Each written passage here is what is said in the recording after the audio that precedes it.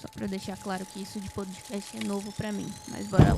Não diminua seu valor no reino de Deus em troca de aplausos e reconhecimento. Ah, mas eu já ouvi isso, Keren. Mas não ouviu o suficiente pra você parar de ficar se comparando com gente que você já acha que está pronta pra exercer alguma coisa. Deus não chama os prontos, Deus chama os disponíveis pra ir aperfeiçoando conforme o tempo. Eita glória, que a gente já começou assim. Ultimamente tem ocorrido muito evento e muito congresso, enfim, festival voltados ao avivamento e o arrependimento, a grande comissão e etc. Muita gente voltada a trazer para essa geração essa consciência do ID, da missão que Deus colocou para cada um de nós. Só que no meio dessa oração de avivamento, de acender essa chama, nós vemos ainda muitas pessoas perdidas concernente ao lugar que elas devem ocupar no reino de Deus. Enfim, eu sou totalmente a favor que a gente ore por um avivamento, mas eu também sou a favor que a gente ponha os pingos nos is. Porque não adianta nada eu estar orando por um grande avivamento se eu não sei aonde eu devo jogar. Usei uma colocação de futebol aqui porque recentemente o Brasil perdeu e minha cabeça ainda tá na Copa. Enfim, voltando às coisas espirituais. Não adianta nada eu participar de grandes congressos, de grandes eventos, enfim, achar que estou sendo cheio quando na verdade na segunda-feira eu não exerço nada daquilo que eu aprendi. E por isso nós vemos muitas pessoas meio que perdidas. Elas se comparam muito, têm medo de fazer as coisas, têm medo de exercer aquilo que Deus colocou nas mãos delas por acharem que aquilo não é suficiente.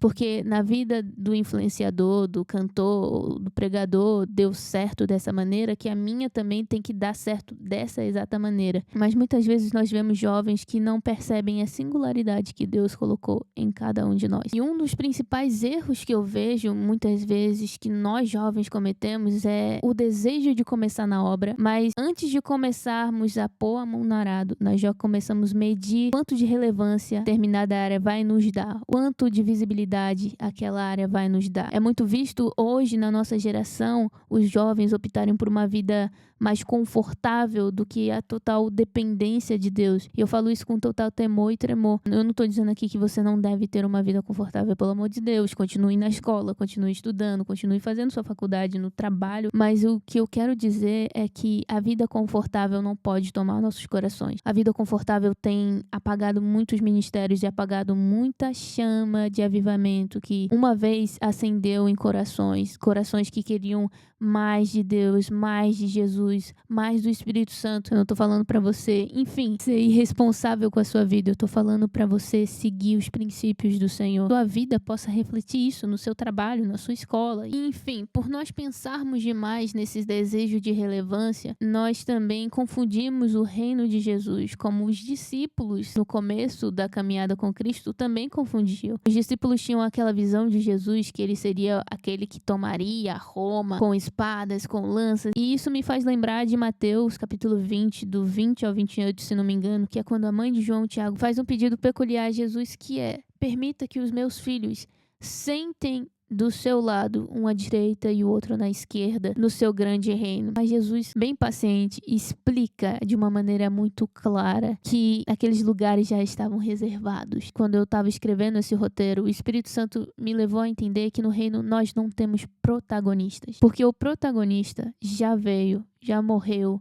numa cruz, já nos salvou, já ressuscitou e virá novamente. No reino de Deus, nós nunca podemos ter essa visão de que existem os protagonistas, mas a gente tem que ter a visão de que todos no reino não passam de meros servos. E é isso que Jesus deixa claro. Nós somos servos no reino. Tudo que eu faço, tudo que eu sou, os dons que Deus derramou sobre a minha vida, a singularidade que Deus me permitiu ser diferente dos outros, isso é tudo para ser servo. Se nós não tivermos essa consciência de servos, nós criaremos uma geração que não está pronta para um grande avivamento. Porque o que antecede o avivamento é o verdadeiro arrependimento. Então, como é que nós podemos levar uma geração a um grande avivamento, a um grande reconhecimento do reino de Deus, a uma expansão do reino, se nós, primeiro, não tratamos o ego que está dentro dos jovens? Um dos grandes problemas é que nós trocamos o desejo de servir para o desejo de sermos vistos.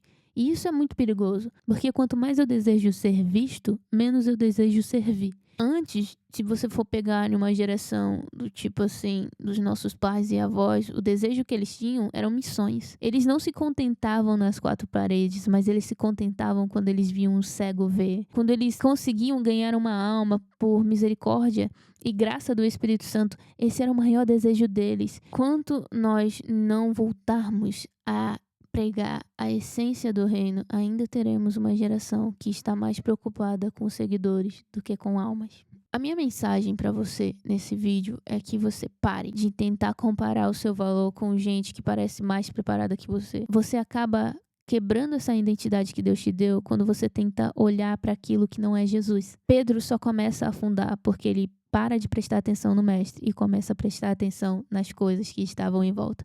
E quando nós começamos a prestar atenção nas coisas que estão em volta, a nossa identidade, aquilo que parecia certo, começa a ficar distorcido. E por sermos envolvidos nessa comparação, nessa competição, nós acabamos afundando no mar da indecisão, no mar da ansiedade e no mar do medo. Mas eu quero te dizer que se Deus confiou algo a você, seja fiel. Mas antes leia as palavras que o próprio Deus disse a Josué: ser forte e corajoso. Você não sabe ainda o que Deus está fazendo, mas Ele está fazendo alguma coisa.